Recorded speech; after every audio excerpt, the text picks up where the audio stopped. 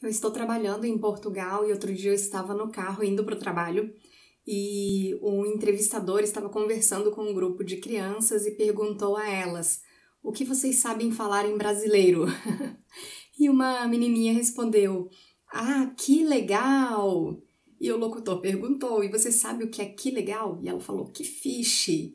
Então, existem muitas diferenças no nosso linguajar entre Portugal e entre o Brasil. E existem muitas outras diferenças culturais na alimentação. Então, por exemplo, aqui eu já fui convidada para algumas festas, para alguns eventos, e eu sou nutricionista, então você imagina o meu desconforto de chegar nesses eventos e ter um porco inteiro morto na mesa principal, com cabeça, focinho todo, o corpo inteiro do porco, o porco inteiro. E eu fui perguntar para as pessoas por que toda festa que eu vou existe esse porco.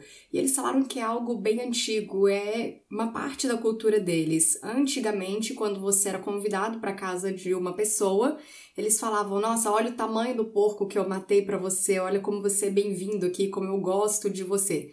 Então, quando a gente viaja, a gente tem que ter a cabeça aberta para aproveitar o que aquela cultura tem a oferecer e para que a gente possa conhecer pessoas interessantes. É como quando a gente viaja. Se a gente viaja com a cabeça muito fechada, nunca nada vai estar bom. Então, o Brasil, que é um país enorme, se você mora no sul e viajar para o Nordeste e tem aquela água deliciosa da praia quentinha, mas você não está acostumado, você pode simplesmente pensar: essa água aqui é muito quente, eu prefiro lá de casa. E aí você não aproveita a experiência. O contrário, se você é do Nordeste, é do Norte e viaja para o Sul, vai achar água fria demais. E se ficar só olhando para o lado negativo ou para aquilo que você não gosta, você também não consegue aproveitar a experiência.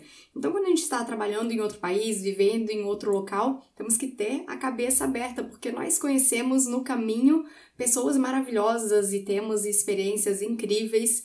E o importante é justamente estar conversando para descobrir por que é que existem essas diferenças culturais. Uma coisa que é muito similar entre Portugal e o Brasil é que todo mundo vive para comer. Então, aqui em Portugal, meu doce favorito é o pastel de natas. Quando está assim, saindo do forno quentinho, eu acho uma delícia. Muito gostoso mesmo. Mas as pessoas comem muito. É como no Brasil, tem aqueles buffets enormes e comida em quantidades grandes.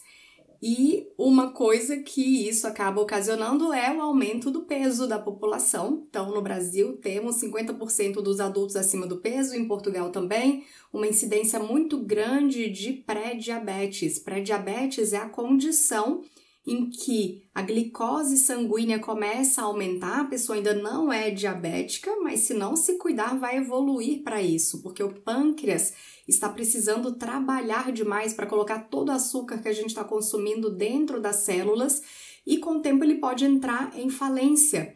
E essa quantidade de açúcar, de glicose elevada na corrente sanguínea por muito tempo aumenta o risco não só de diabetes, mas de doenças cardiovasculares, de problemas nos olhos, de doenças renais, de derrames, de infartos. E quais são os principais fatores de risco para o pré-diabetes e para o diabetes? Justamente estar acima do peso, ter mais do que 45 anos, então daqui a 6 meses eu estou aí nesse grupo, ter um pai, mãe, irmão ou irmã com diabetes tipo 2, estar fisicamente inativo ou então fazer pouca atividade física. Alguns estudos dizem que quem faz atividade física menos do que 3 vezes por semana também estaria em risco. Mulheres que tiveram diabetes na gravidez e pessoas com alto nível de estresse. Todas essas pessoas desses grupos têm um risco aumentado de estarem desenvolvendo pré-diabetes ou diabetes. E quais são os sintomas? Muita fome, muita sede, estar urinando muito, muita vontade de ir ao banheiro, boca seca, dificuldade de concentração, dificuldade de perda de peso, dificuldades sexuais, disfunções sexuais, infecção por fungos, principalmente nas mulheres, coceiras pelo corpo, problemas de pele ou então dificuldade para cicatrização de alguma ferida. Quem tem pré-diabetes, quando faz o exame de glicose em jejum, muitas vezes encontra esse exame normal. Então, o diagnóstico do pré-diabetes precisa ser acompanhado pelo exame de insulina e pelo exame de hemoglobina glicada, ou então pelo teste de tolerância oral à glicose. Então, para diagnóstico do pré-diabetes, nós vamos usar esse conjunto de exames.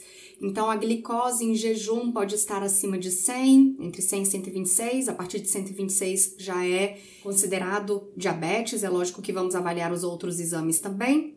Hemoglobina glicada entre 5,7 e 6,4, acima de 6,5 diabetes. E o exame de tolerância oral à glicose, ou seja, você vai tomar um xaropinho de açúcar, um xaropinho de glicose, e se estiver até 199, pré-diabetes, acima disso, diabetes. Então, para prevenção do pré-diabetes e do diabetes e para tratamento, temos que fazer atividade física, nos alimentar bem, controlar os níveis de estresse. Isso significa diminuir o consumo de açúcar, diminuir o consumo de alimentos ultraprocessados, consumir gorduras boas como abacate, como castanhas, como azeite de oliva e consumir vegetais verdes escuros em abundância. Pratique atividade física, porque a atividade física vai ajudar a diminuir os níveis de estresse e, além disso, vai fazer com que você mantenha a sua massa muscular. E nos músculos temos muitos receptores para insulina, então, para prevenção e tratamento do diabetes, isso é fundamental, manter esses receptores em grande quantidade e com bom funcionamento. E os vegetais verdes escuros, assim como vários outros vegetais, vão conter uma série de fitoquímicos que são anti-inflamatórios, ou seja, vão manter esses receptores funcionando bem. Então, uma dieta baseada em vegetais é muito importante. E tente reduzir o seu estresse, porque com o estresse nós produzimos muito cortisol, e quanto maior os níveis de cortisol, quanto mais alto eles estiverem, maior o risco de desenvolvimento de diabetes. Então, praticar atividade física é importante, dormir bem é importante, dormir o quanto o seu corpo precisa para fazer os reparos que só acontecem à noite.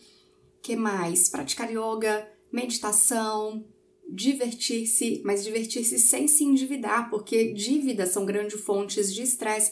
Então, talvez você consiga ser feliz com menos, sem fazer dívidas. Isso é importante, não estar endividado, não comprar mais do que precisa, não comprar coisas supérfluas. Vão fazer você relaxar e aí sim os seus níveis de estresse e cortisol diminuem. Isso também ajuda a prevenir o diabetes. Então, divirta-se com coisas baratas, simplesmente estando com os amigos, dando boas gargalhadas, caminhando pela natureza. Então, caminhar pela natureza é muito importante. No yoga, eles muitas vezes falam das práticas de grounding, de o que a gente chamaria de aterramento. E existem muitos estudos mostrando que estar perto da natureza, na praia, na grama, no parque, enfim, estar perto da natureza reduz muitos níveis de estresse. Isso ajuda a controlar a compulsão alimentar, ajuda a diminuir a inflamação do corpo, ajuda a prevenir uma série de doenças, como diabetes tipo 2. Então, fique perto da natureza, vai ser sua melhor amiga para você se manter saudável por muito tempo.